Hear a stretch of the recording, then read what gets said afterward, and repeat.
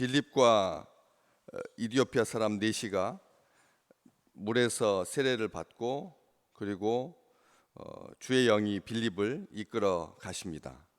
넷이는 기쁘게 길을 가므로 그를 다시 보지 못하죠.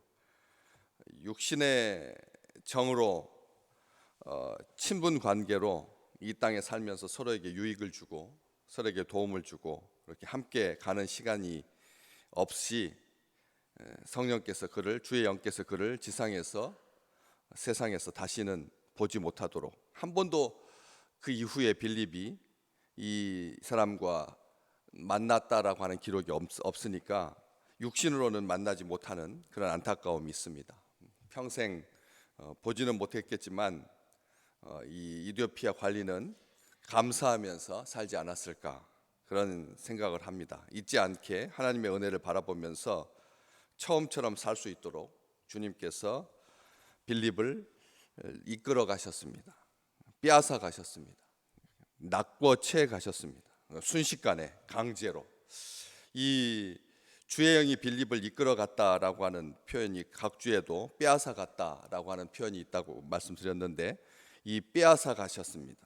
빼앗아 갔다라고 하는 말은 거기에 두어서는 안 될 것이 안 되겠기에라고 하는 그런 의미도 있지만, 빌립이 인생을 살면서 그렇게 어떤 것에 사로잡혀 가지고 정신을 빼앗길 만큼 그런 사람이 아닌데 우리 주님께서 빼앗아 가셨다라고 말하고 있습니다. 이 빼앗아 가다라고 하는 말은 강제로 취하다라고 하는 뜻이 있습니다. 강제로 취하다.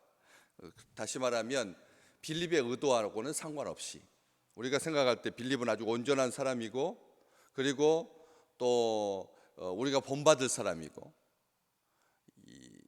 외국에서 이민자로 그렇게 나그네로 살았던 그 경험을 잘 살려서 이방인을 전도하는데 아주 최적화된 그런 사람이고, 또 여러 가지 측면에서 봤을 때 이제 빌립의 기록은 여기서 끝나고 나중에 맨 뒤로 21장쯤에 갔을 때 그의 네 딸 이야기가 다시 기록이 되죠.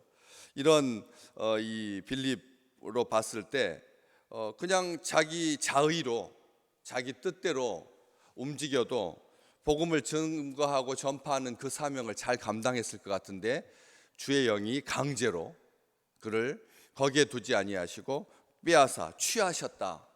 성경은 그렇게 기록하고 있습니다. 사람에게 마음 빼앗기지 아니하도록 그 이디오피아 관리에게 그 마음을 이 빌립에게 빼앗기지 아니하도록 하나님께서 빼앗으셨다라고 하는 그 뜻도 될 것입니다. 사람이 그렇지 않습니까? 자기에게 도움을 주고 자기에게 특별하게 영적인 지도자, 영적인 도움을 준 사람에게는 우리가 정신도 빼앗기기 쉽거든요.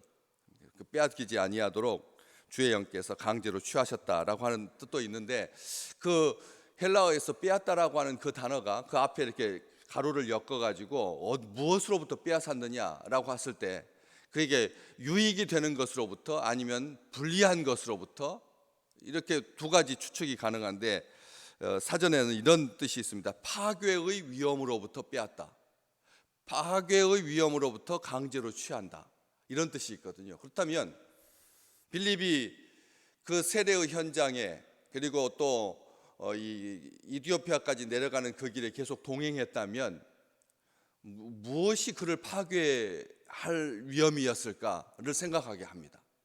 우리가 생각하기에는 빌립이 세례를 베풀고 이사야서를 계속해서 해석해 주면서 예수 그리스도에 대해서, 복음에 대해서 잘 가르쳐 주는 것이 절대 파괴의 위험에게까지는 이르지 않을 것 같은데, 사전적인 의미는 파괴의 위험으로부터 강제로 취한다, 빼앗다, 이끌다라고 하는 뜻이 되거든요.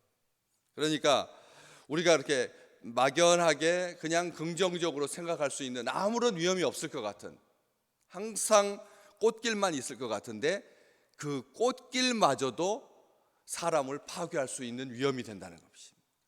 우리가 자녀들을 축복하면서 그 자녀가 인생의 강력한 사람으로 확산되고 그리고 확장되고 지경이 넓혀지고 하는 그런 모든 과정을 축복하며 기도하실 때 이 부분 기억하십시오.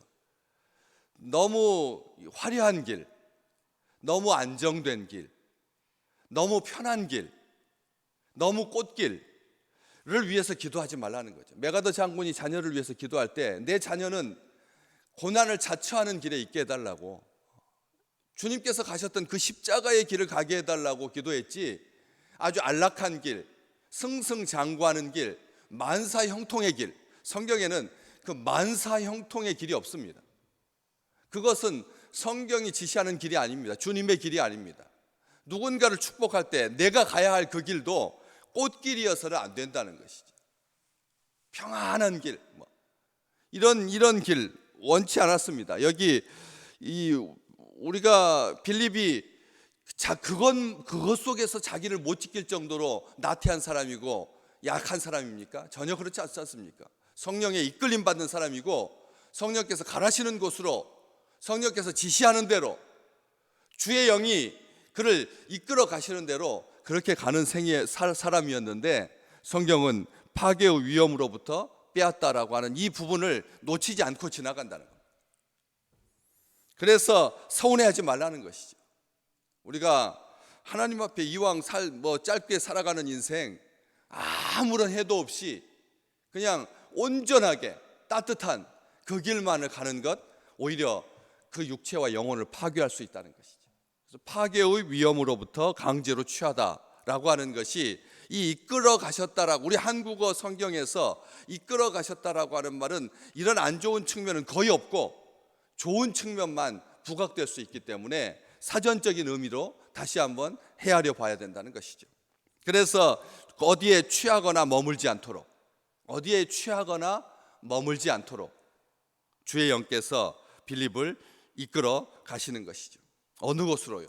다른 곳으로, 꼭 있어야 할 장소로, 복음이 필요한 곳으로, 잃어버린 영혼에게 우리 주님께서 보내십니다. 어디입니까?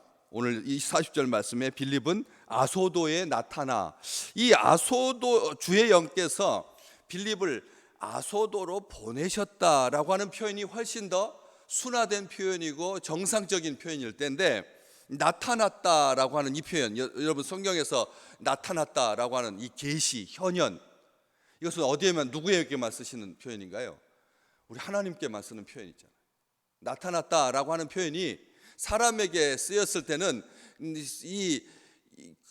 그런 경우가 흔치 않습니다. 나타났다, 계시, 현현, 이것은 하나님께 쓰는 표현입니다. 바로 주의 영께서 빌립을 아소도에 나타나게끔, 드러나게끔 하신 거죠. 나타났다라고 하는 말은 숨기지 아니하고 감추지 아니하고 온전하게 드러내는 건데, 이 아소도에 나타나서 여러 성을 지나다니며 복음을 전하고 가이사라까지, 어제도 말씀드렸지만 예루살렘에 있던 사도, 예루살렘에 있었던 사도들 외에 나머지는 모두가 다 흩어졌는데, 그 중에 빌립, 7 집사 중에 한 사람이었던 그 빌립이 가사까지, 해안 쪽으로, 더 가사 쪽으로, 가사에서 아소도 쪽으로, 아소도에서 해안을 타고 지중해 연안을 타고 쭉 북쪽까지 한 100여 킬로에 이른, 40여 킬로, 어저께 이 내시와 만났던 이 축복의 장소에서 100리길 떨어진 아소도, 거기에서부터 또다시 100킬로 떨어진 가이사라까지 이르는 그 해안길을 전체를 다 주의 영께서 빌립을 이끌고 다니십니다. 나타나게 하십니다. 그 자신의 수고에 대해서 인사받을 겨를도 없이, 빛도 없이, 이름도 없이, 유명하지 않은 곳으로, 한 번도 경험해 보지 못한 장소들로, 영광받을 일 없는 곳으로, 아무도 빌립을 기억해 주지 않는 사마리아 성 쪽으로 다시 갔다면 사마리아 사람들은 이 빌립에 대해서 놀라울 만큼 환대했을 것입니다. 왜요? 영적인 축복권자, 영적인 통로였기 때문에 빌립에 대해서 얼마나 기쁜 마음으로 잘 대접했겠습니까? 한 번 더, 이왕 가이사랴 갈 거면 사마리아 쪽으로 해서 가도 되거든요. 그런데 오히려 더 남쪽으로 내려가서 해안가 쪽으로 해서 올라갑니다. 해안가에 살고 있는 사람들의 특징 우리가 잘 알지 않습니까? 이방인에 대해서 굉장히 낯설어하는 사람들이라는, 이방인들에 대해서 특별히 내륙에 있는 사람들보다 해안가에 있는 사람들이 훨씬 개방적일 것 같은데도 낯설어하고, 그리고 이 바다에 사람들을 보내고 가족들을 보내면서 이런 그런 이 상처들이 쌓여 있어서, 그래서 절대적인 것에 의존하고자 하는, 그런 경향들이 해안 쪽에 굉장히 많다는 걸 우리가 압니다. 그런 쪽으로 우리 주님께서 빌립을 이끌어 가십니다. 다시 시작해야 하는 장소로. 이 아소도라고 하는 이 도시는, 이 해안가의 도시는 이스라엘 전체뿐만 아니라 지구 역사 속에서도 가장 초기에 형성된 도시입니다. 무려 주전 17세기 전부터 도시였으니까, 마을이었고 성읍이었으니까 어마어마하게 긴, 아주 유서 깊은, 우리의 경주와 같이 한 나라에서도 굉장히 오래된 고도시가 바로 이 아소도입니다. 블레셋의 본산이었던 거죠. 블레셋의 본진이었던, 해양 세력이 이 육지에 도착해 가지고 주로 누가 살고 있었냐면 그 당시에도 그리스 사람들이 많이 살고 있었던 바로 그런 땅입니다. 이름이 그런데 무슨 뜻이냐면 아소도 뜻이 이 쫓아내다, 축출이라고 하는 뜻이거든요. 이름 자체가 아무나 받아들이지 않는다는. 그러니까 보십시오. 도시 이름 자체가 쫓아낸다는 뜻인데, 도시 이름 자체가 포용, 받아들임이 아니라 거절하고 거부하는, 그러니까 영적으로 굉장히 난공불락의 요새인 것처럼 자기들의 전통적인 신앙을 고집하는 그런 이방신을 섬기는 그런 땅으로 우리 주님께서 보내십니다. 절대 우리 같으면 선교지로 이곳 택하지 않습니다. 그렇지 않겠습니까? 내 뜻으로 만약 선교지를 정한다고 하면 쉬운 곳으로, 좀 편한 곳으로 하고 싶지, 누가 목숨을 걸어야 하고 쉽지 않은, 이름 자체가 거부인데, 이름 자체가 축출인데 누가 아소도에 가겠습니까? 주의 영이 빌립을 이끌어 가셔서 거기에 나타나게 하신 것이죠. 그렇게 오래된, 이스라엘 전체로 봐서도 손가락 안에 드는 그런 규모를 가진 그런 아소도에 이 빌립을 나타나게 하십니다. 이집트에서 유대로 들어가려고 하면 관문의 역할을 거는, 관문이라고 하는 뜻을 여러분 아시겠지만 아주 삼엄한, 아무나 들어갈 수 없는 관문이라고 하는 것이 그렇지 않습니까? 한 국경을 지키기 위해서 내륙으로 자기 안으로 들어오는 사람들을 걸러야 하는, 까다롭게 그지없는, 지금도 그렇잖아요. 아무나 유럽이 다 연결되어 있다고 해서 자동차 타고 쑥 지나가는 게 아니죠. 다 CCTV로 보고 있고 다 관찰하고 여권 확인하고 그러지 그냥 쑥쑥 지나가다니지 않는 것처럼 이곳은 바로 그런 관문의 성격, 이집트에서 대제국에서 유대 쪽으로 해안가를 타고 전쟁을 하든지 무역을 하든지 어쨌든 지나가는 과정에서 다 걸러야 하는 그런 도시가 바로 아소도입니다. 여기에 가서 주님께서 복음을 전하게 했다는 것이죠. 우리 주님께서 이런 곳으로 그를 이끌어 가십니다. 거기에서부터 해서 여러 성을 지나다니면서 복음을 전하고 최종 목적지가 가이사랴. 8장은 그렇게 빌립이 전도하는 마지막 순간을 기록하고 있습니다. 빌립이 바로 가이사랴에 이르렀다. 이 가이사랴는 우리가 아는 것처럼 너희들은 나를 누구라고 하느냐라고 우리 주님께서 제자들에게 질문하셨던 가이사랴 빌립보하고는 다른 가이사랴입니다. 가이사랴가 두 군데가 있거든요. 가이사랴가 두 개가 있습니다. 그래서 가이사랴가 같은 가이사랴가 아닌 다른 가이사랴. 누구? 헤롯 아그리빠가 로마의 황제 가이사에게 충성을 맹세하고 환심을 사기 위해서 이름을 가이사랴라고 붙인, 결코 유대인들에게 환영받지 못하는, 안 그렇습니까? 이방의 황제를 기리는 그 이름으로 불려지는 도시를 누가 좋아하겠습니까? 그래서 개명한 그런 가이사랴. 따라서 거기에는 이방인들이 모여 살고 있는데 나중에 사도행전 쭉 읽어보시면 백부장이었던 고넬료가 바로 여기에서 베드로와 만나게 되지 않습니까? 바로 그러한 장소입니다. 빌립이 그렇게 복음을 이방인들에게 전하기 위해서 사마리아 성에 내려가서 복음을 전하고 에티오피아 사람 넷이에게도 복음을 전하고, 그리고 이방인들이 주로 몰려 살고 있는 그 지역들만 골라다니면서 우리 주님께서 복음을 전하도록 이끌어 가셨죠. 이 가이사랴는 나중에 이방인 전체 세계를 향해서 복음의 출발점이 되고 전초기지가 됩니다. 바울도 여기에 와서 그래서 예루살렘으로 지나가는 길에 머물렀던, 누구 집입니까? 빌립의 집에 나중에 머물게 되죠. 이 사도행전 21장에 보면 빌립에게 네 딸이 있었는데 예언을 했다. 예언의 말씀을 했다. 하나님께서 이 빌립을 얼마나 축복하셨는지. 그래서 그 자녀들이 다 예언을 하는, 한 자녀들 내 딸이 모두가 다 예언을 한다고 한번 생각을 해보십시오. 뭐 가족의 자녀 중에, 식구 중에, 형제 중에 한 명 예언자가 나오는 것, 이것도 굉장히 귀한 일이고 특이한 일인데, 내 딸 모두가 다 하나도 예외 없이 다 하나님의 말씀을 예언하는 자로 우리 주님께서 세워주신 것이죠. 그래서 거기에서 만나게 베드로가 고넬료에게 세례를 베풀고 3차 전도 여행을 끝내고 바울이 예루살렘으로 들어가기 전에 그 집에서 머물러 있던 생명의 역사가 이어지는 그 장소가 바로 가이사랴였던 것이죠. 우리는 이 땅에 살아가면서 평생 그가 복음을 위해서 헌신했다라고 하는 것을 믿어 의심치 않습니다. 그냥 어떤 순간에만 하나님의 역할을 감당한 것이 아니라, 하나님의 역사를 감당한 것이 아니라 생명의 역사를 잇는 통로가 되었던 그 빌립을 다시 한번 기억하는 것이죠. 우리에게 이질적인 사람은 없습니다. 우리에게 이질적인 사람들은 없습니다.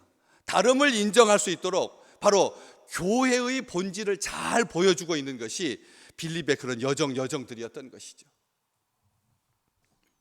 예수 안에서 받아들이고 서로 사랑하고 하나님을 찬양하고 선교하고 전도하는 그 빌립의 일생 전체가 아주 낯선 곳에 자기 고향을 떠나서 자기 고향에 머물지 아니하고, 그가 머물러 있던 곳은 자기 본토 친척 아비집을 떠난 그런 생이었지만, 그럼에도 불구하고 모든 다른 사람들을 대할 때 복음으로 대하고 예수 그리스도의 사랑으로 대하고, 이게 딱 교회의 정신을 보여주는 그의 일생이 오늘 빌립의 일생이었던 것이죠.